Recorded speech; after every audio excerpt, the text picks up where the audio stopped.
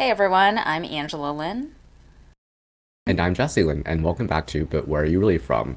This week, we hope to talk to you for hopefully the last time about COVID-19. Oh, I was like, what is this setup? We hope to talk to you for the last time, period.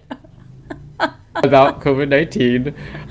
It's been 2 years since the pandemic began, and we've discussed it in specific episodes. We've discussed it tangentially throughout other episodes, and we thought it would be interesting to do a 2 year look back, and hopefully there will be no more serious issues around this to really discuss. But maybe a question to you to start off, Angela. When was your, if you remember, COVID date where people were like, nope, no more coming in, no more doing nothing, stay at home? We were, I mean, I was going to say we were relatively late, but I guess that's all relative. We closed like second week of March, I think. Because, and I call that slow, even though I'm pretty sure when I talk to other people, it's around the same time most people kind of like were stuck at home. But I call it slow because I was in the Bay Area and it was all like Google, Facebook, all the like tech companies that are the most they're the fastest with those kinds of decisions. So like they had all closed like a week prior to Ubisoft at the time, which is where I was working at the time. And we just like held out forever because we were one of those companies that like was not comfortable with remote work generally before the pandemic, and they were like, this is not going to be a thing, like we don't need to do this. And then they did not close until there's like one cafe that was close to our office that like everyone went to every day for lunch, and one of the employees there got COVID, and Like so they were like, an Ubisoft employee cafe. of the cafe. Okay. But because so many Ubisoft employees got lunch there daily, they were like, oh, it's Oh, probably in our best interest mm, to close it. So, yeah. wow. How about you? Do you I remember? believe I believe mine was March the 10th or the 12th. It was a Friday. I'm actually surprised that you guys closed so late because at the time I was working for a Polish company, and the information came from HQ that was like all the offices are closing because all the offices in Poland are closing. So they just kind of made it a global mandate to just make it easier for everybody to have consistency across the board. And I'm surprised because Ubisoft's a French company. I would assume that they would. Ubisoft's weird. Well, I mean, France is also weird. That's true. They're very Yeah. Viva la Republic freedoms. Not really, No? because once they shut down, they were like a really crackdown shutdown. Oh Like yeah, I don't remember the yeah. time frame of when the French people. We did not do a company wide. They let every region make that decision because the case count was different in every country. So like SF made its own decision, which is the North America hub, and then Paris made its own decision about France. But once France shut down, it was like every time we talked to them, they were like, oh, we have curfew at like 6 p.m. I gotta like jet out of the office because otherwise I'm gonna get fined. I'm like, why are you even in the office then? Like, Yeah, why what the would you hell? risk that? Yeah. That's crazy. Well, I meant like people were very, like similar to here, people were very up in arms about it. I feel like because they're very like we're our personal rights to be able to like go wherever we want. Well, I think there's a spectrum there. I don't think people were like that in the beginning because everyone Yeah, really thought it was like Contagion, the movie. We yeah. all thought it was like airborne and like at any point you can We were catch it and scared. Yeah, die. yeah. Like, so I don't think anyone was like, fuck this, I'm not wearing a mask in the beginning. I think everyone was like hiding in the beginning. And I'm pretty sure most people bought into the whole like 2 weeks to flatten the curve thing that everyone was Oh, in I the don't beginning. know. I feel like No? there was not in France, but I feel like here there was heavy opposition to that. People were like, "We don't want to do that. We don't want to close for 2 weeks. We don't want to lose business for 2 weeks." Like people were very adamant against it, even though like generally you're correct. I think generally most people were like, "Okay, yeah, that's a fine 2 weeks. We'll stay at home. Like things will return to normal." Um, that's like a good trade-off. But I remember distinctly like it was not uniform across the states. Like some states were like, we're not doing that at all. People don't want that. And so it was like piecemeal, the way that you're describing it. So like some areas did close, some areas did not, but it all kind of did happen like at different times and different dates, which kind of defeats the purpose because then people were like moving around during your shutdown. We were moving around during someone else's shutdown. Like it just, yeah, I but mean, not much has changed in that regard. Everything is still yeah, state by state, county by county, city by city. it's wonky. Yeah, Yeah.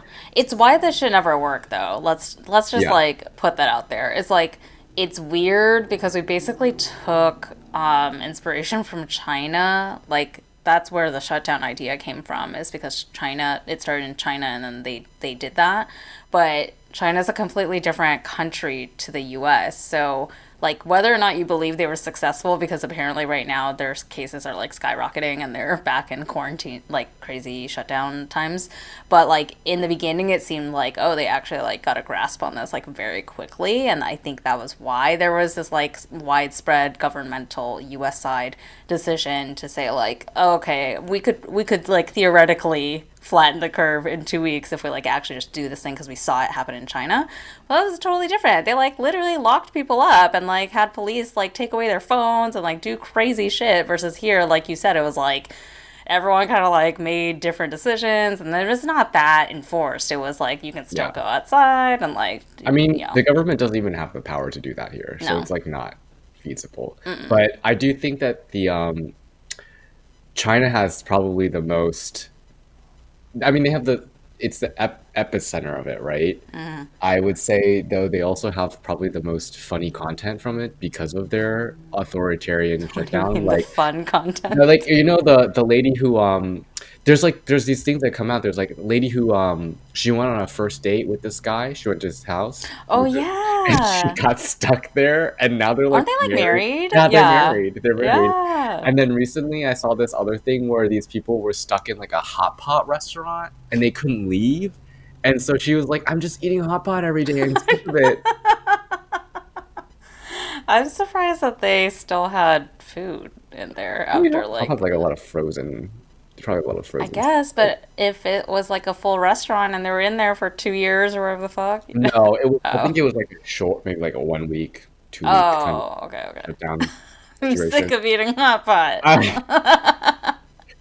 yeah, Amazing. it's crazy. I mean, Amazing. in all seriousness, no, I do think that it's just been an incredibly strange time to be alive and just seeing what's been happening, considering that a lot of people have died from Yeah. COVID, and it seems like collectively there were no lessons learned. At least, at least how I see it. I think everyone's just gonna like wah wah wah like I so. mean, yeah, I'm not sure there is. You're right. I don't think there is a universal takeaway because everywhere in the US, like forget the US, No, I'm we're not even like talking about the again, we're so U.S. self-centered, right? Yeah, Like the globe, everyone around the world did something different. yeah, And like I mean, when you look at the data, a lot of places have kind of similar case slash death counts, based on once you adjust for population size. So regardless of like what they did, I don't really think we totally figured out the like one thing that would like if something like this happened again, like we'd like just pull out that one magic thing and it would like solve it again. I think it would yeah. still be pretty messy. Yeah, I think like it really is super different as you mentioned. And nobody has done it very well. I mean like with the exception of those countries that were initially pursuing like zero COVID, where they were like, we're not letting anyone in. Like Girl, that I kind don't of think worked, that was. No, it but didn't. It just slowed them down because Taiwan, for example, is one of those countries, and like initially we were like, "Yay, Taiwan!" But like, no, all it did was like push back their curve. So now they're kind of like experiencing what we experienced a couple months back, and similar with Japan and stuff. So I mean, it like made them have like a perfect record in the beginning, but I don't think it's true that they were like able to actually do any better than us in like the grand scheme of everything. yeah, I just feel like that might have made sense in the beginning when nobody knew what it was, right? Like it should have been, I think, what everyone had done. because then you buy yourself a little time to figure out like, hey, like how do I get resources for this? How do I staff up hospitals for this? Like how do I do all this like public health shit? And then like obviously there's no way to keep everything closed forever. You'll let it kind of happen, but at least you're prepared. And it just kind of seemed like the flattening the 2 weeks time that we asked everyone to loan to borrow was wasted by the government. Like nothing was done during this time to prepare the public for longer period of shittiness. I mean, hey, So look, we have to lay out the cards as they are in terms of like nobody knew what this was, and true, so like the true. government definitely didn't really know what the f they were doing in the beginning or even really now. But like it's there's kind of this like push pull because I think a lot of the frustration in the last 2 years is that the policies kept changing, but kind of arbitrarily a lot of times, and there wasn't like real justification for a lot of things, and a lot of things flip flopped, like and it Yeah. wasn't Mask, no like mask. yeah, and it Yeah. wasn't like new data has come out that's like decided this. It was like, oh, you just don't need it anymore. Like a Yeah. CDC says or the WHO says this, or like just do it. And like the 2 weeks to flatten the curve, I agree with you. There, of course, like every state, we're talking U.S. now, but like every Mhm. state was kind of like different in the way they approached it, and like some were less into it than others. But the places that were into it, for example, I was in the Bay Area. It's like extremely rah rah around that stuff. So they were like, 2 weeks, we can do it, y'all, and like it was very like kumbaya for the 2 weeks because we really felt like, oh, the government must know something that like 2 weeks is this like magical number and like we'll Mhm. just like get through it if we like stand the 2 weeks. And then when the 2 weeks came and you realize like this is not the end and there's like an Yeah. indefinite end goal here, then you're like, I feel duped as F. And like Yeah. there's no, and then every like subsequent policy was kind of like that, where it was like, I don't really see why we're doing this. You're just telling me we're going to do it and it's going to like do something good for us, but then I don't get the result that you said we were going to see. And it's just like this endless cycling of that for the Mhm. last 2 years. Yeah. Yeah, I agree. And I just think, in general, I feel like people have given up. I've given up a little bit.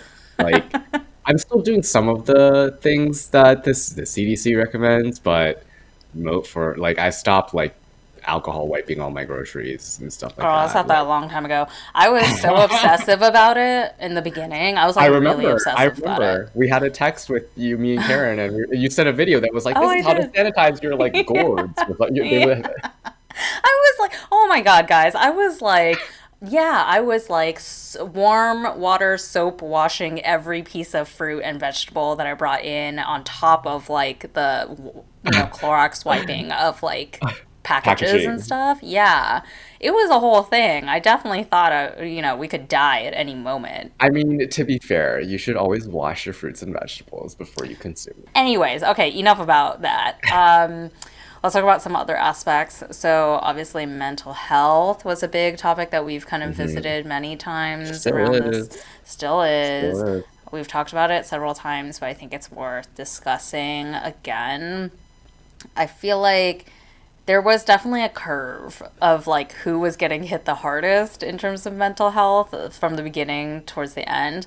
Like, I feel like in the beginning, okay, okay, don't shoot the messenger. I'm just saying, like, in the beginning, the greatest sympathy I think most people had was for like parents of and any parent, because basically like all the schools were shut down, daycares and whatever, and so you're like, oh, that's a mess. Like you have to like take care of your children all day and like be their teacher and their and work and yeah, and then like iPad became babysitter. Anyways, so like in the beginning I felt like everyone was like very sympathetic towards all the parents, and then like as the weeks went on, it's not like that went away. I'm not saying it got easier for the parents, but I think there was this realization like all the single people are like getting wrecked right now with mental health because everyone who lives alone was like so isolated that then there I do remember this kind of like inflection point at work where we were like, how are you guys doing, like the daily kind of check-ins, and like at some point it was just like, oh shit, all the like single people are like not doing so hot right now. Let me tell you, I was not single, but I didn't see my partner for like months, and it was I don't even like it was such a blip. You know, like when you go through like a really bad breakup and then like the few months after that just is like you just like I don't what was you were like on autopilot basically. You're like, what was I doing during that time? I don't even know.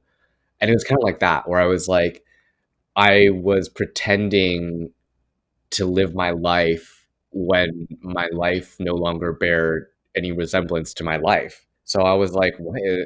And I feel like collectively coming out of that, like you've had to confront it, but people haven't really had a chance to deal with it yet because it's kind of like you come out of the pandemic and it's like, okay, back to normal. There's no like acknowledgement of the fact that like people just went through this like huge stretch of isolation where they have maybe they didn't have social structures in place, maybe they didn't have the best ways to check in with friends and family, and it's kind of just like the whole thing was ignored from a like a mental health emergency perspective. Totally. I th- and I think it hit everyone. I don't want to say equally, but I think it's fair to say it hit everyone. Like, I don't think it's true that, like, even if you had family, like, you had, the nuclear family set up and you'd be, like, totally fine at this point. I don't think that's true because even, like, I was living with her, I still live with her, but, like, I think all the couples that were together, it also rocked them in Oh a yeah, lot of ways. yeah. Like a lot of people broke up, got divorced, like lots of crazy shit went down. But it was also it was this other struggle of basically like number one, do we really like each other as much as we think we do? Because you're like stuck with each other all day long.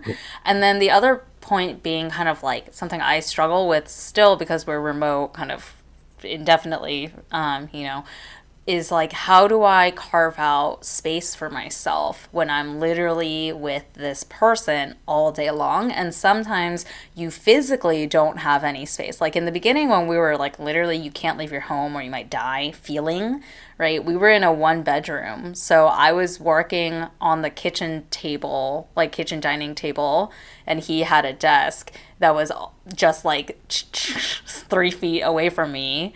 And then there was no like it was literally like I don't have my own space and then also I don't have any like separation of work life because I just went from like dining table to the couch that was like half a foot away from the dining table. So it's something I still struggle with is kind of like look, I don't not love you, but I need fucking me time sometimes, you know what I mean? Like especially if I have like therapy or something that I have like twice a month.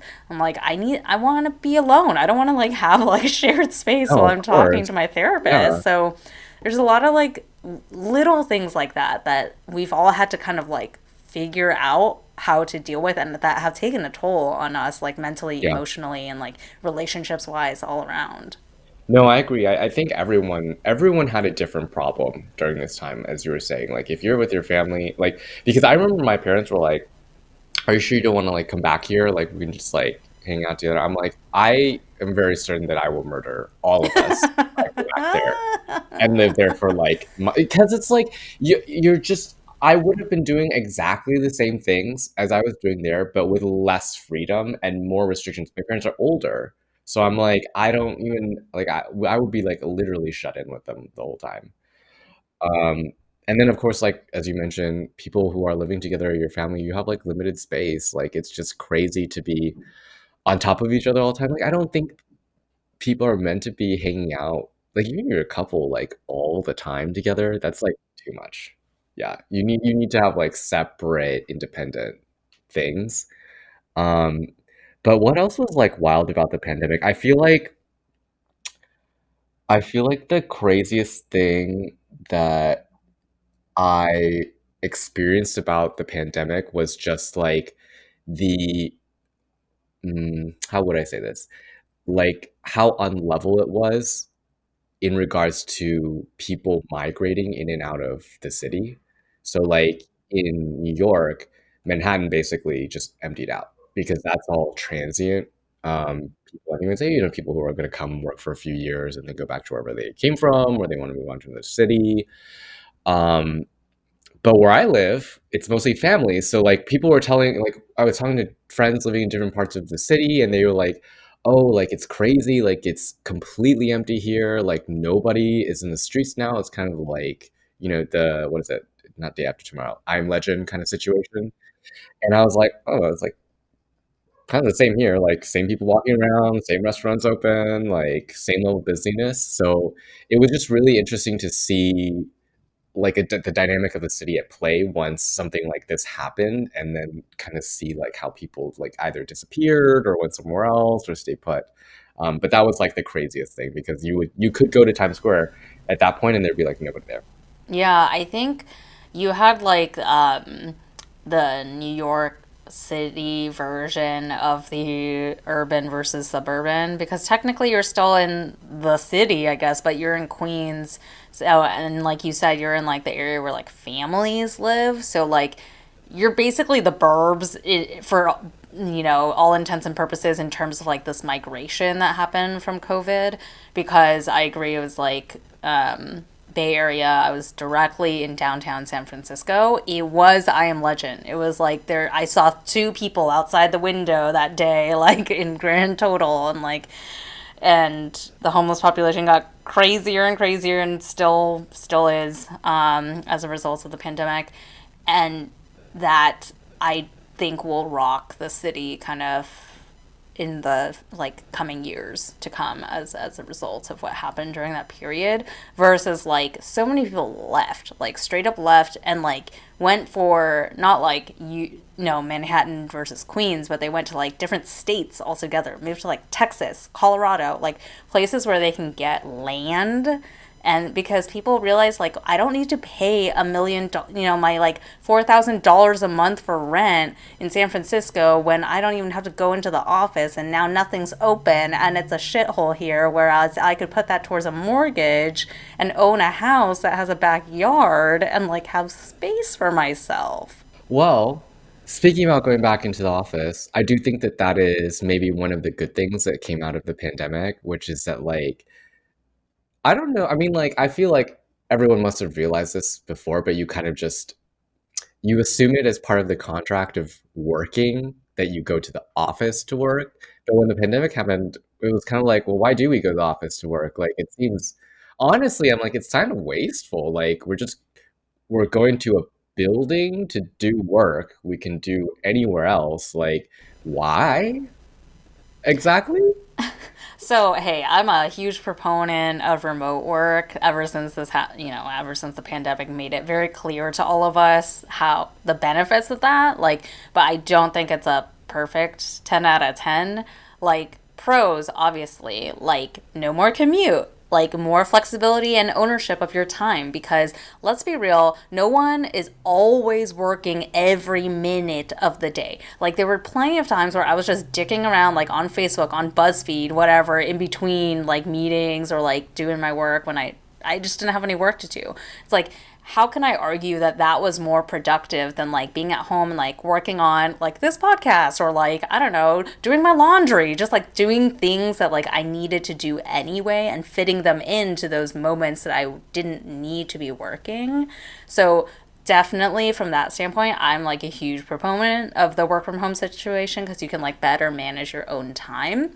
But I will say it doesn't affect me personally, but like I do see that there are cons to it. So like, at the time Ubisoft where I was working, they were very old school. They still very are old school, but they were very much like it's not productive to be at home. Like real productivities in the office, and I disagree with that as like a blanket statement, but I do think there are situations where like in person is a lot more productive, and that's when it's like you're doing like brainstorming, for example, where you have like a group and it's like easier to be in the same room and like whiteboard things, and then like you're feeding off of each other's energy. Like we talked about the few episodes we got to record together were like totally different in person than when we do these virtual just because of that energy that's there.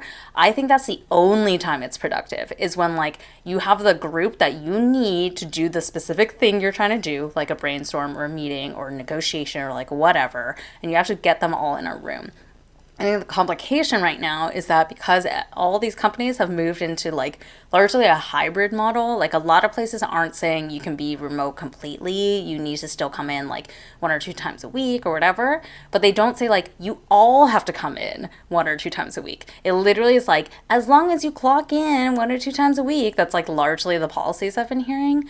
And I think that's so counterproductive because then it really is just kind of like clock in for the sake of saying you clocked in. But like, if not everyone is there that you need, you will still have people zooming in. And then it's like, why the fuck am I in the office then? Because I'm still like I'm at my desk, but like on my laptop doing the video conference still, as opposed to if you said like, everyone on the team has to come in on Mondays and Tuesdays, and then everyone can be remote otherwise. But I just don't think that's like the situation. And like my brother started a new job a few months ago, and he moved to a new city for it. And like I see how tough it is for him because he's like, I don't have any friends here, and like I thought my coworkers were going to be my friends, but like they've all lived here for several years, so they have like their own friend groups, and then we don't have like set days that we go in, so then we're just video conferencing, and I don't have like there's no way to make that connection with people, so then he's kind of like stuck without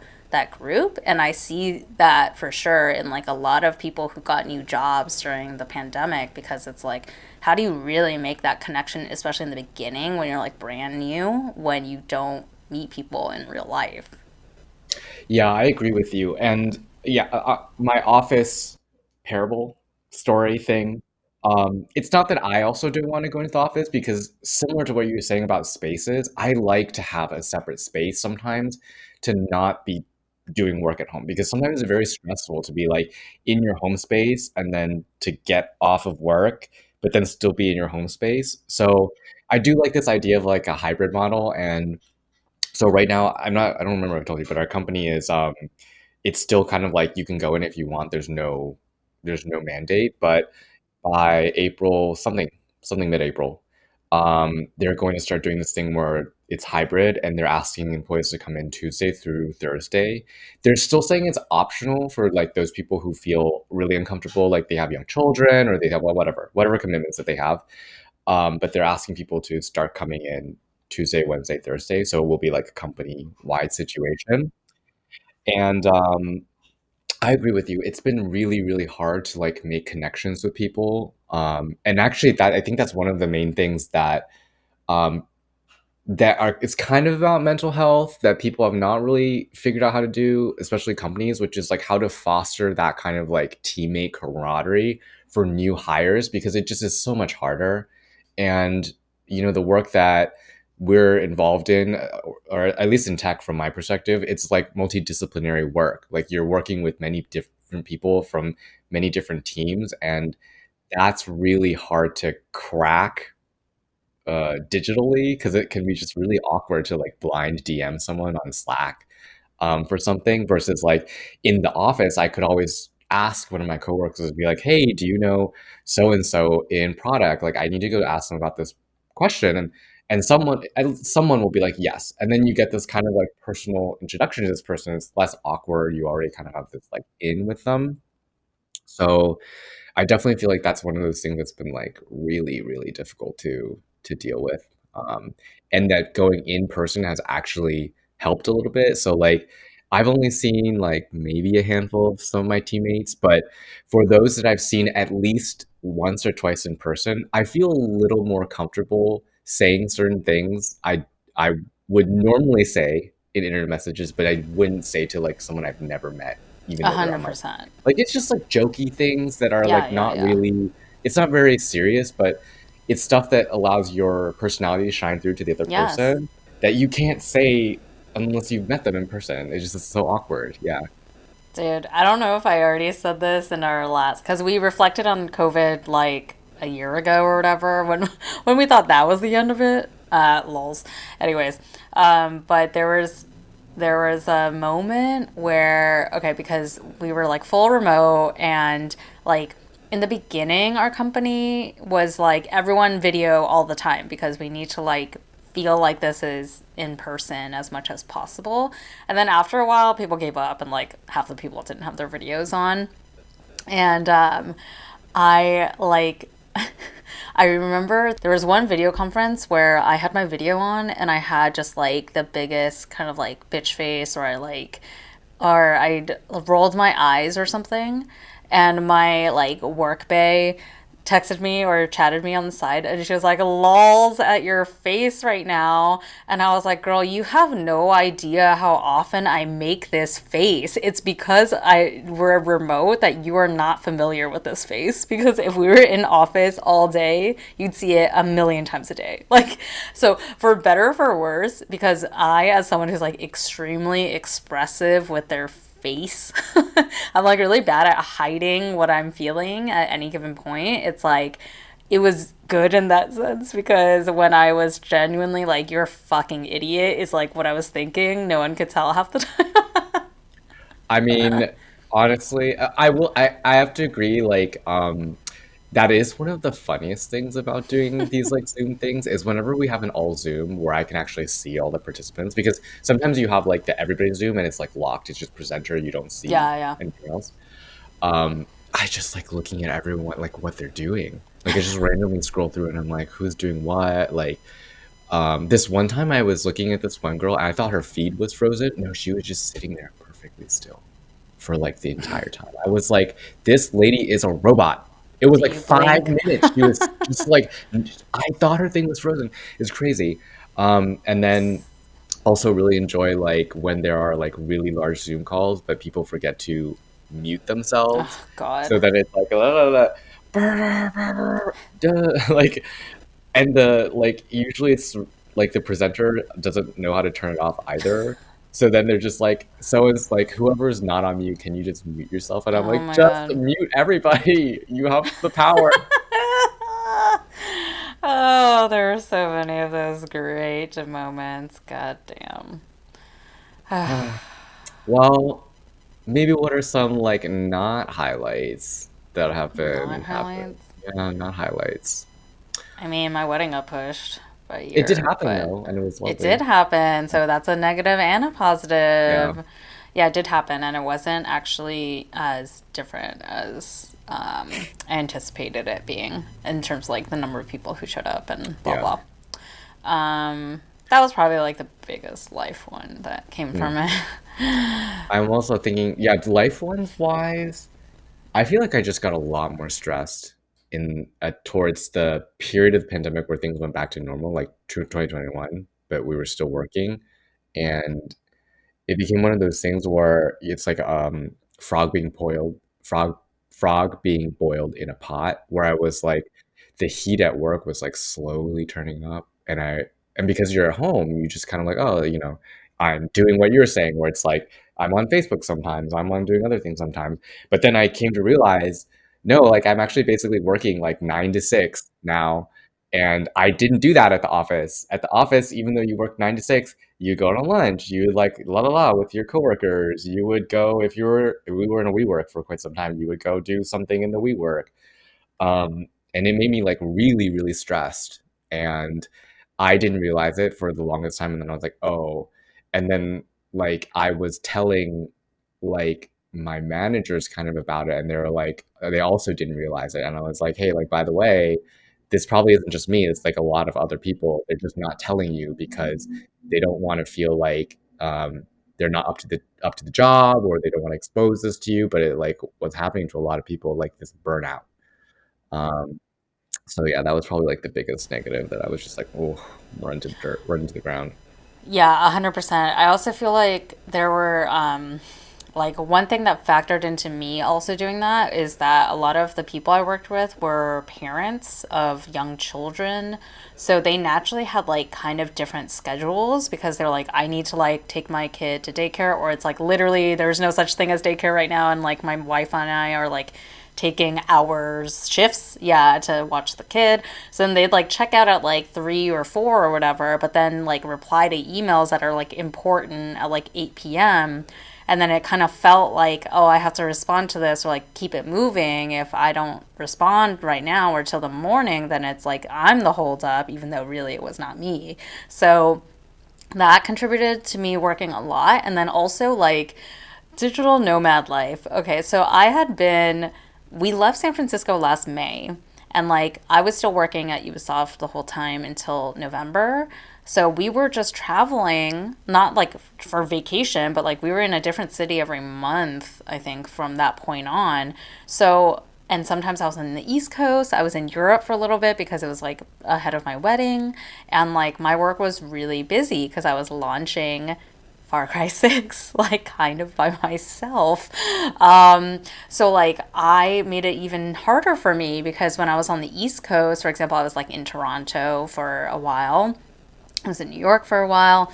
Or no, sorry, New York was after I quit. But I was in Toronto for a month, and I was like, oh, great, I get like 3 extra hours. I'll like start 3 hours earlier than everyone so that I can like have me time because I felt like my day was slammed with meetings, and so I couldn't like do actual work. So I was like, this is great. This is like before everyone wakes up, I can like do these things. But then all it did was add 3 hours to my job because I didn't stop at like 3 p.m. East Coast time. I stopped at like 6, 7 p.m. Pacific time. So I was like, wait a second. I started at like 7 a.m. local and ended at 10 p.m. local. How did this happen to Oh my me? God, Like, what is absolutely not. happening? Yeah. Absolutely not. Yeah. Oh, it's so rough. It's hard when you can't mentally make those like hard stops for yourself, and it no one is going to tell you to do that hard stop or be able to convince you to make that hard stop except for yourself. So when you can't enforce it, you're just like, well, here I am in this spiral that I can't get myself out of. I feel like it's very glamorized, but I think it's what you're describing to me is the same pitfall as unlimited vacation, which is like, Yes. sure, you can take unlimited vacation. You just have to figure out how to do your 80-hour job with 1 week missing from your thing. And deal Um, with the like unspoken guilt trip that your exactly. boss probably gives you. Oh Yeah. my gosh, if I ever, so we don't have unlimited vacation, whatever, but if I ever landed a company there, I will feel no guilt taking all the vacation. I 100% want that. Yeah. I overrid that a little bit when I was, because I didn't have that at Ubisoft, but at Adobe I did, and I was a consultant then, so I was like incredibly burnt out, and our like things were project based. It was like client project based, so it was like sprints of like between 3 to like 12 week projects. So I did take like I'd be like, this project's over, I'm taking a week off, and like recycle. And like my bosses tried to give me shit about it, but I was like, excuse me, do you want me to like come back? Do you want me to stay burnt out, or do you want me to come back refreshed, and then you can sign me on another impossible client project for me to like rock and then rinse and repeat. So I took advantage of it, but it was like they laid it on heavy still, the guilt, but I was like, I'm doing this, goodbye. Like, That's no. rude. I would be Yeah. like, I'm sorry, like, if you didn't want me to take unlimited PTO, you shouldn't offer me unlimited PTO. It's Like, because your people manager and the CEO of the company who made that decision are like completely different that's true. levels and needs Still and blah though, blah. still though. Yeah. Yeah. I will also say I feel like the whole geopolitical situation worsened quite a bit during the pandemic. Like, not that everything was like, you know, rah rah, everyone was like best friends before the pandemic, but the pandemic really kind of was like through like was the monkey wrench threw a monkey wrench into it was the little spark that lit everything up, in my opinion. um, because it just showed like when it comes down to it, each country is like out for themselves. Fuck this whole Yes. UN thing, fuck the NATO, fuck the whatever ASEAN like nation group. Like everyone's just kind of like, it's me or you. It's so true, dude. It's so true. Because kind of one of the like subtle ways that I felt that was because every country is still deciding its own like border policy right now with COVID. And there's like basically like every week every country publishes a like banned list of countries, and when you see your own country on that list you're just like, damn, y'all, like it just like feels really shitty, and you're like, I guess I am just boiled down to like my nationality, that's all I am. So yeah, I agree, it definitely made those lines very clear. Yeah. So maybe the $1 million question is, will we ever exit the COVID? Bring out that uh, crystal ball. Look, my opinion is Jim that Cramer. Woo. my my opinion is that the will we ever be out of it will be defined by every individual person. I think from like a global, or let's just restrict to US at least, let's countrywide standpoint, I think we're pretty much out of it in terms of like you said, so most people gave up at this point, right? We're like most states or all states, I forget if the mask mandate drop was federal or if it was like state by state, but a lot of states have dropped their mask mandates and like yes, the like get vaccinated programs are like still running ads and whatever, but like everyone who's gonna get vaccinated has already gotten vaccinated, and like it's gonna be very difficult to convince the people who still haven't been vaxxed that they should do it. So it's kind of like we've hit this like saturation point of like people are like have done what they think they need to do and are kind of over it. But everyone has a different threshold of like risk tolerance and like comfort with adjusting back to normal life. So I think in terms of like the government being able to like totally control what people are gonna do in response to COVID, it's done. Like we're like out of it in that sense, unless there's like a variant that comes that's like worse than the original strain, right? Which is like not something we've seen thus far. It's gotten weaker. But yeah, barring something like that, there's like government's got shit on us anymore. But every individual person, like, we have different friends that have different levels of comfort. And like I think we've talked about this before. It just like largely comes down to like when you want to hang out with each other, like what is going to make the other person most comfortable. So like whoever has like the greatest risk tolerance, or sorry, risk aversion, kind of catering to that, even if it's not what like the CDC says or whatever, if you want to actually hang out with those people. I think for that, it's like it's not based on science or like whatever the guidance is. It's really based on like Personal personal feelings. comfort. Yeah.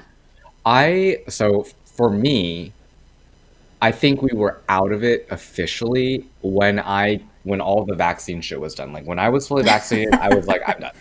Like, because here's the thing: is that at the very beginning they were like, we're doing all this crazy shit so that we can buy time to produce this vaccine, so that everyone get vaccinated, and then like things will go back to normal, right? So when the vaccine came out, I got vaccinated. I was like, I did my part. I spent my time in my apartment. I did the lockdown. I wore my mask. I did like, I like, you know, Yeah. if I'm gonna get it, I'm gonna get it. Like, what am I gonna do? Like, I can't just keep doing nothing Yeah. for the rest of my life. But I do agree with you on this, on the other assessment piece of it. I think it's made everyone more aware of what other people's risk thresholds are, and just be a little bit more respectful of that.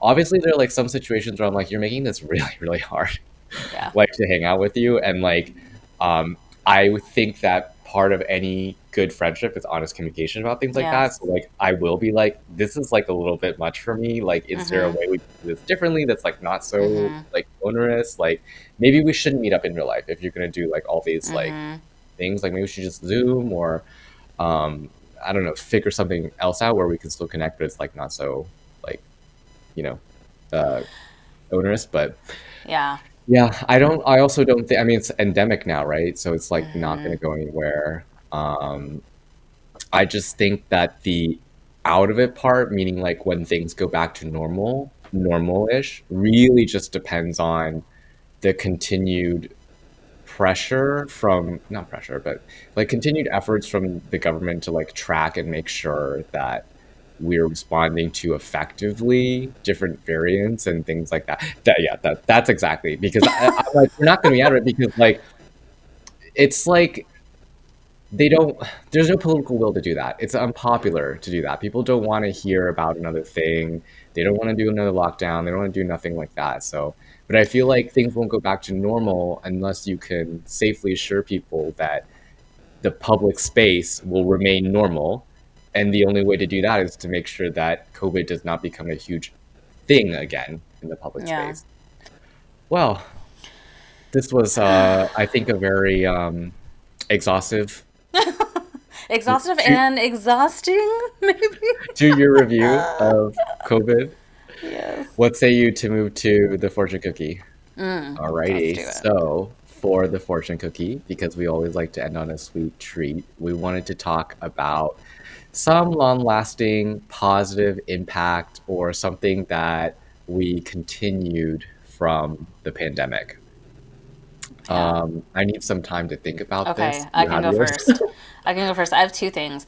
One, obvious one, obviously this podcast, which we've just discussed Mm. ad nauseum, so I won't belabor the point. But yeah, this shit's not going away, and it's my full time shit now. So I'm very happy that this came out of that because it started as a hobby. But the second thing, I think, honestly, is like the whole working remote shook all of our priorities to be much clearer in terms of like what is important in your life. And I do think I'm very grateful to have learned that like the people I care about the most and spending time with those people is should be like one of my top priorities. So like that's family and like getting my relationship right with Ramon and like seeing my friends as much as possible and like if people are willing to travel, for example, like trying to make more trips to like see people and like actually spend time with them and check in with them. I think really recognizing that and like continuing to invest in those relationships is something I'm going to take away and like definitely with my family because it's like it's sad we keep talking about it but it's like that one realization for me was like man my parents are getting like old and like time is limited and like time with their mental capacities being strong is also limited, not even death, right? It's just like there's all these factors, so I'm like okay I need to like invest in these things and it will be one of the most important things I can do is like foster all of the relationships I care about. So those are mine. Oh, Yes. that makes sense. I have to agree with that. And I will add maybe like a more personal one that I feel like maybe a lot of people go through is that I realized I had a lot of work to do on myself to because you're alone for that whole period of time. And I was like, I feel they just like brought up all these emotions and like feelings about yourself and made me realize how much more work I had to do on like my self-confidence, my self-image, like all these different things. And I did something that I realized I need to work on and will continue to work on. And it's why like a few episodes ago I was saying like, what's the thing that I need to do for this year? I need to be kinder to myself. So it's like building a relationship with others is really important priority wise, but also think like internally with yourself. Totally. Love that. Yes. Yes. All right. Well, listeners, I'm not sure if you feel happier or more upset after listening to us talk about COVID for the last We hope 40 you minutes or whatever. commiserate. Yes, Yeah. yes, yes, yes, yes. So write us in, DM us, comment, whatever you want. Reach out to us and let us know what you thought about this episode or if there were certain things that you experienced during the peak or continuation of COVID that made you really angry, sad, happy, unexpectedly, grateful for, whatever it may be. If you want to email us, it's tell us where you're from at gmail.com. Otherwise, find us on social, on Instagram and TikTok, but where are you really from? Various places. And come back next week because we'll have another episode for you then. And until then, 再见, 再见。bitches.